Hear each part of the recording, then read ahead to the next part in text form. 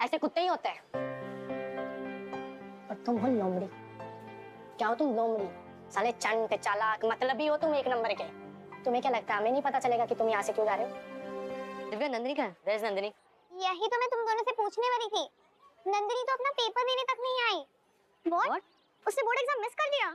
कुछ तो सीरियस हुआ है।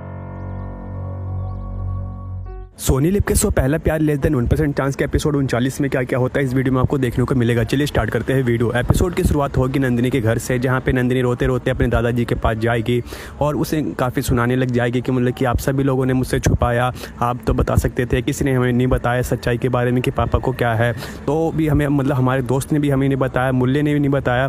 तो फिर उसके दादा कहते कि हम समझते हैं बेटा, लेकिन उसने सिर्फ तुम्हारे लिए, तुम्हें प्रोटेक्ट करने के लिए, यानी कि तुम परेशान ना हो, इसलिए उसके दादाजी कहते हैं कि उसने हमें बताया था कि उसने कहा कि हमने सुन लिया है। तो हमने पूछा भी था क्या तुमने नंदिनी को बताया, तो मैंने नंदिनी को इसलिए नहीं बताया क्योंकि नंदिनी पहले से परेशान है और परेशान हो जाएगी, वो तुम्हारी फिक्र करता है और ऐसे दोस्त कभी मिलते हैं नंदिनी, और तुम उसे कभी खोना मत नंदिनी। नंदिनी फिर समझने लग जाती है कि बात क्या है। फिर उसके दादा कहते हैं कि मतलब अब तुम्हारे पापा ठीक हो रहे हैं और बहुत जल्दी फिट एंड फाइन हो जाएंगे, तो घबराने वाली बात नहीं है। उसके बाद फिर वो उनके गले लग जाएगी। फिर दादाजी कहेंगे क्या तुम्हारे लिए कुछ कॉफी चाय वगैरह लाते हैं? नहीं। फिर उसके दादाजी वहाँ से चले जाते हैं। मुरली के घर का देखने को मिलता है, जहाँ पे मुरली अपने रूम में जो से पीपल का पत्ता नंदिनी ने दिया था उसे देख के वो परेशान सा रहता है, यानी कि काफ़ी अपसेट सा रहता है। वो कहता है कि वो सोचता है कि मैंने सब कुछ जला दिया लेकिन अभी तक मेरे पास ये है, तो काफ़ी मतलब कि उसी के बारे में सोचता रहता है। तभी वहाँ पे नंदिनी आती है, कहता है कि नंदिनी तुम यहाँ पे, तो फिर नंदिनी बोलती है हम बैठ सकते हैं आके यहाँ पे, तो कहती है हाँ आओ।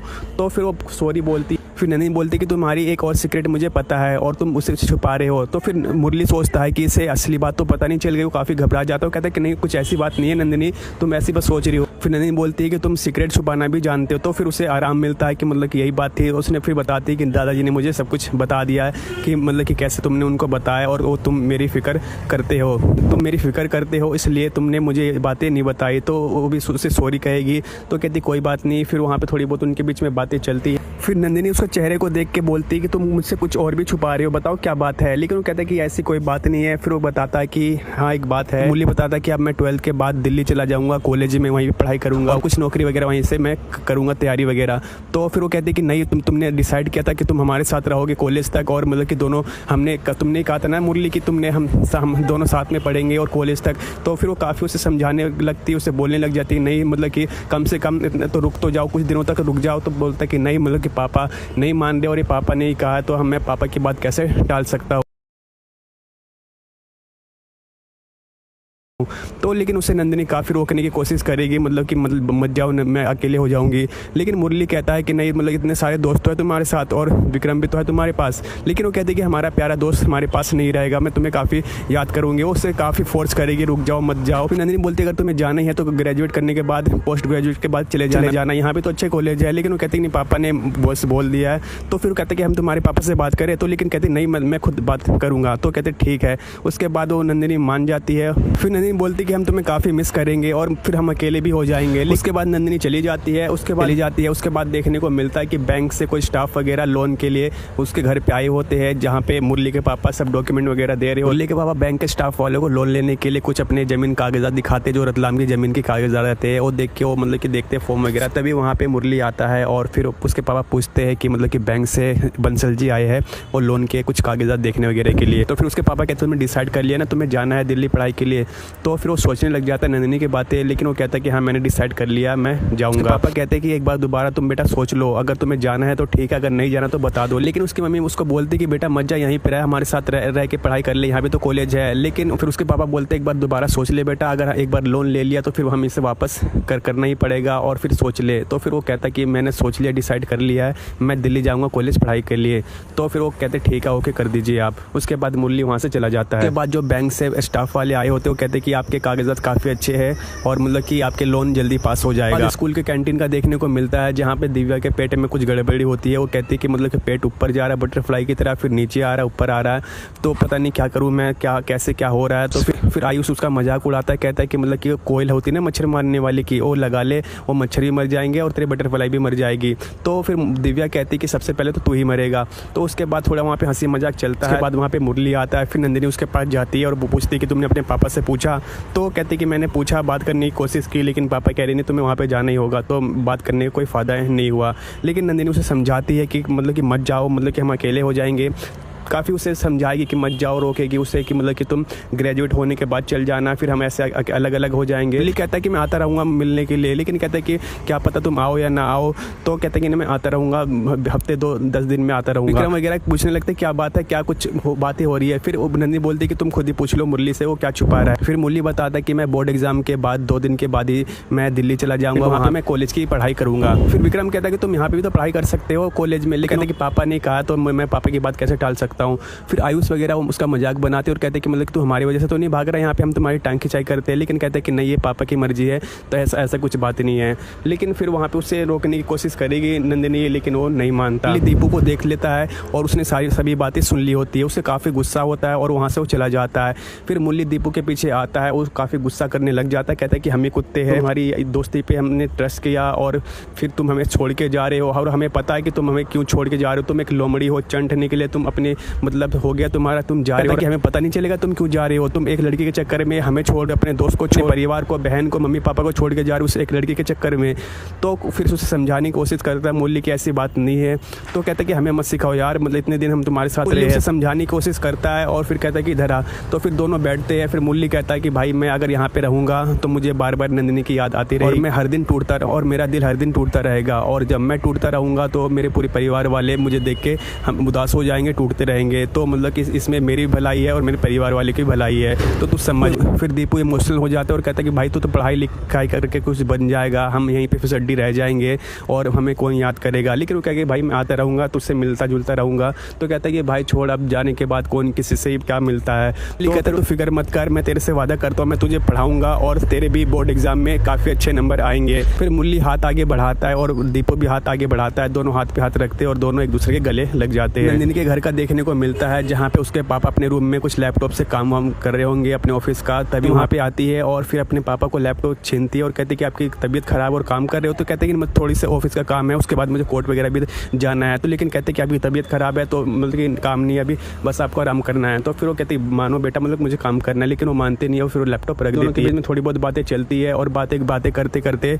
नंदिनी रोने लग जाती है और कहते हैं कि हमें आपके बारे में पता है कि मतलब कि आपको कैंसर है और आप हमें छोड़ के मत जाना पापा, और मैं फिर अकेले पड़ जाऊँगी, और काफ़ी वो रोने लग जाएगी। फिर उसके पापा कहते हैं कि मतलब कि क्यों रो रही हो, मतलब कि तुम्हारी स्ट्रॉन्ग गर्ल हो और तुम हमारी हिम्मत तो तोड़ोगे। पापा उसे मोटिवेट करते और कहते हैं कि हम इतनी जल्दी नहीं जाना, तुम्हारी करियर क्यों देखना है, तुम्हारी पढ़ाई करवानी है, फिर तुम्हारी शादी भी तो करवानी है और हमें नाना भी तो बनना है, हम सबसे फेवरेट नाना बनेंगे।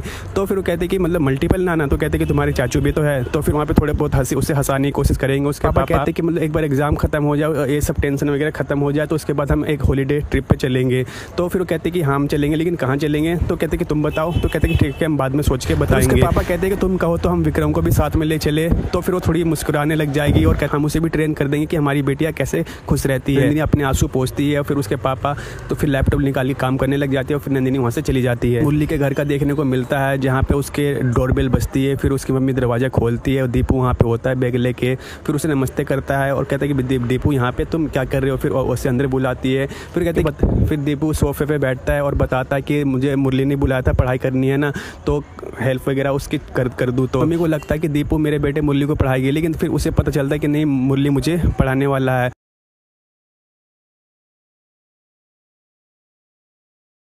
फिर उसकी मम्मी कहती है तुम काफ़ी लकी हो बेटा जो तुम अपने परिवार के साथ रहोगे। मुरली तो अब हमें छोड़ के जा रहा है दिल्ली पढ़ाई करने के लिए और फिर हम अकेले पड़ जाएंगे। कहता है कि घबराइए मत, अगर कोई भी जरूरत हो काम हो तो मुझे फ़ोन करना, मैं आपका नंबर मुरली से ले लूँगा और हाई कर दूँगा, आप भी नंबर सेव कर लेना। तो कहते ठीक है। बोलता है कि मैं यहीं पर किसी अच्छी कॉलेज में जहाँ पर कोई अच्छी, तो फिर वो चुप हो जाता है। वो लड़की बोलने वाला होता है क्योंकि वो लड़की बोलने वाला होता है, यानी कि किसी अच्छी कॉलेज में किसी अच्छी लड़की, वो चुप हो जाता, लड़की नहीं बोलता। वो कहते कि अच्छी पढ़ाई जहाँ पे होती है वहाँ पे ले लूँगा। तभी वहाँ पे ले आता है और फिर कहता है कि तू दीपू यहाँ पे। तो फिर वो कहता है भाई तूने तो बुलाया था ना पढ़ाई करने के लिए। तो कहता है हाँ मैंने तुझे बुलाया था, चल पढ़ाई कर। से मैं तेरा गुरु हूँ तो गुरु जैसा मुझसे व्यवहार करियो। उसके बाद कहता है ठीक है गुरुजी चलिए। फिर वहाँ पे वो चल फिर मुरली दीपू को अपने रूम में लेके जाता है और फिर जो भी उसे प्रॉब्लम होती है उसके पढ़ाई वढ़ाई के बारे में उसे समझाता है और जो भी उसके क्वेश्चन रहते हैं उसके बारे में उसे समझाता है। पढ़ते पढ़ते दीपू को नींद आने लग जाती है। फिर उसे वो जगाता है कि भाई क्या कर रहा है। तो फिर कहता है कि एक कप चाय कहता बिलाता हूँ। फिर मुरली चाय बनाने लग जाता है और सोचता है कि मतलब कि मैंने हर वादे तोड़ दिए हैं, लेकिन मैं एक वादा नहीं तोड़ूंगा दीपू का कि जो मैंने उससे पढ़ाई का वादा किया है, और उसमें अच्छे नंबर लाके उसे दिलवाऊंगा। उसके बाद कहानी को 3 महीने बढ़ा दिया जाता है, जहाँ पे सभी अपने क्लासरूम में रहते हैं, क्लासरूम में सभी बच्चे बैठे रहते हैं। तभी वहाँ पे उनकी टीचर आती है और फिर बताती है उन्हें कल से तुम्हारे बोर्ड एग्जाम शुरू हो रहे हैं, और तो फिर तुम्हारा ये आखिरी दिन है, और सब जिसको जिसको एडमिट कार्ड नहीं मिला वो मतलब प्रिंसिपल रूम में जाके ले सकते हो, और सेंटर वगैरह पूछ सकते हो, बाद में तुम हमारी हेल्प ले सकते हो। और उन्हें मोटिवेट करती है कि 12th के बाद सब अलग अलग हो जाते हैं, कोई किसी फील्ड में चला जाएगा, कोई मिलना जुलना कोई कभी कभार होगा, कभी नहीं होगा, तो मतलब कहीं पे जाना कभी गिव अप मत करना, और हमेशा मतलब कि अच्छे कुछ काम करना। तो उन्हें काफ़ी मोटिवेट करती है। कैंटीन का देखने को मिलता है, जहाँ पे नंदिनी और उसके ग्रुप के सारे भी लोग वहाँ पे रहते हैं, मुरली वहीं पे रहता है, सभी दीपू वगैरह सब रहते हैं, और बात चलती है कि ये आखिरी दिन है स्कूल का और इसके बाद सब अलग अलग हो जाएंगे। लेकिन नंदिनी कहती है कि हम स्कूल और क्लास के बाद भी मिलते रहेंगे। लेकिन नंदिनी बताती है कि जब हमारा लास्ट पेपर होगा और लास्ट पेपर के दिन सभी को स्कूल आएंगे, यानी कि जो हमारे फ्रेंड है ग्रुप है, तो हम एक दूसरे से मिलेंगे लास्ट टाइम में। तो फिर कहते ठीक। फिर विक्रम सभी को बोलता है कि मतलब कैसी अजीब बात है ना कि जब हम स्कूल में रहते हैं तो स्कूल छोड़ने का मन करता है, और जब छोड़ने की बारी आई तो लगता है कि हम यहीं पे रहे। तो काफ़ी मुश्किल बातें वहाँ पे होगी, और बोलती कि हमारा बेस्ट फ्रेंड भी तो हमें छोड़ के जा रहा है। तो फिर दिव्या कहती है कि मैं तुम्हारी बेस्ट फ्रेंड नहीं हूँ, तो कहती है कि तुम भी हो। फिर दोनों गले लगते हैं और काफ़ी मुश्किल बातें वहाँ पे होती है। उसके बाद दिखाया जाता है बोर्ड एग्जाम शुरू होते हैं, सभी अपने एग्जाम देते हैं, पेपर देने में लग जाते हैं, एक के बाद एक पेपर होते हैं। आखिरी पेपर होता है और फिर मुरली सोचता है कि मैं आखिरी बार आज ही मिल लेता हूँ, क्योंकि जब 2 दिन के बाद तो मुझे दिल्ली जाना है, तो मैं उससे किस तरह से बोलूँगा, मैं बात नहीं कर पाऊँगा। सोचता है कि मैं ऐसी हालत में नहीं होऊंगा कि मैं उससे कुछ बात भी कर पाऊँ 2 दिन के बाद, तो आज ही मुझसे आखिरी बार मिल लूँगा, और किस तरह से मिलूँगा मुझे कुछ समझ में नहीं आ रहा। फिर वो पेपर देता है, और जो भी उसके ग्रुप वाले फ्रेंड रहते हैं सभी स्कूल के लिए आ जाते हैं और स्कूल में खड़े हो जाते हैं। जैसा कि नंदिनी ने कहा था कि पेपर के बाद सभी को स्कूल में हमें आके मिलना है, लेकिन सभी आ चुके होते हैं। लेकिन विक्रम कहता है कि नंदिनी ने तुम्हारे लिए एक सरप्राइज़ रखा है। तो कहता है कि सरप्राइज़, कैसा सरप्राइज़? तो कहते हैं वो तो नंदिनी आके ही बताएगी। लेकिन नंदिनी वहाँ पे नहीं पहुँचती, और दिव्या और निधि भी वहाँ पे नहीं आती। तो विक्रम और मुरली काफ़ी परेशान हो जाते, क्योंकि नंदिनी अभी तक नहीं आई होती, काफ़ी लेट हो चुका होता है। मुरली पूछता है कि उसका सेंटर में मतलब कि कौन सी फ्रेंड थी उसके साथ, तो बताते कि उसके सेंटर में तो दिव्या और निधि थी। तो तभी वहाँ पे दिव्या और निधि आती है। फिर मुरली पूछता है कि नंदिनी कहाँ, अभी तक आई नहीं। दिव्या सबको बताती कि मुझे भी नहीं पता नंदिनी कहाँ है, वो तो एग्जाम देने भी नहीं आई। ये सुन के उसके फ्रेंड काफ़ी शौक हो जाते हैं, और विक्रम और मुरली दोनों काफ़ी परेशान हो जाते हैं, और दोनों एक दूसरे को देखने लग जाते हैं। विक्रम मुरली कहते कहीं मामला सीरियस तो नहीं है। तो अब आपको क्या लगता है नंदिनी क्यों नहीं आई होगी? क्या उसके पापा की तबीयत खराब हो गई होगी इसलिए नहीं आई होगी, या कोई और वजह होगी? आपको क्या लगता है कमेंट बॉक्स में जरूर बताएं, और इस शो की हर एपिसोड पाने के लिए चैनल को सब्सक्राइब कीजिए, बेल आइकन को प्रेस कीजिए, वीडियो अच्छी लगी वीडियो को लाइक शेयर जरूर करें। मिलेंगे नेक्स्ट एपिसोड में। Thanks for watching video.